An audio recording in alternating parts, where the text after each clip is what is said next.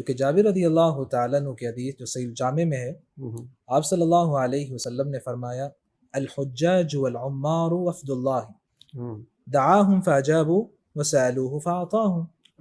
یہ حاجی اور یہ عمرہ کرنے والے جو ہیں یہ اللہ کا وفد ہیں، اللہ کے بلائے ہوئے لوگ ہوتے ہیں. اللہ نے بلایا تو یہ آ جاتے ہیں، پھر جو مانگتے ہیں اللہ عطا بھی کرتے ہیں. سبحان اللہ. 2016 میں سب سے پہلے میں نے عمرہ کیا. اس کے بعد اللہ رب العزت نے ہر سال بلکہ سال میں کئی بار عمرے کی سعادت نصیب فرمائے. اور میں اسے سمجھتا ہوں کہ یہ 2 آیات کی پابندی ہے جو دور طالب علمی کے اندر ہمارے ایک شیخ ہیں انہوں نے مجھے بتائی تھی. اور میں ناظرین کے گوش گزار بھی کرنا چاہوں گا.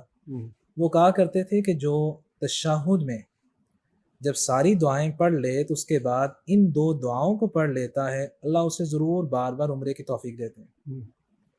اور اس وقت کوئی دعا مانگی بھی جا سکتی ہے، اس طرح کہ صحیح بخاری میں نبی اکرم صلی اللہ علیہ وسلم کا فرمان ہے ثم لیتخیر من الدعاء اعجبہ الیہ فیدعو.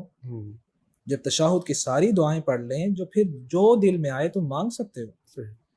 تو وہ کہا کرتے تھے کہ ان 2 آیتوں کو لازم کر لو کہ ہر فرضی اور نفلی نماز میں پڑھنا. پہلی آیت مبارکہ سورۃ البقرہ میں ہے وَأَرِنَا مَنَاسِكَنَا وَتُبْ عَلَيْنَا إِنَّكَ أَنْتَ التَّوَّابُ الرَّحِيمُ. اور دوسری آیت کریمہ سورۃ توبہ میں ہے وَقَالُوا حَسْبُنَا اللَّهُ سَيُؤْتِينَا اللَّهُ مِنْ فَضْلِهِ وَرَسُولُهُ إِنَّا إِلَى اللَّهِ رَاغِبُونَ.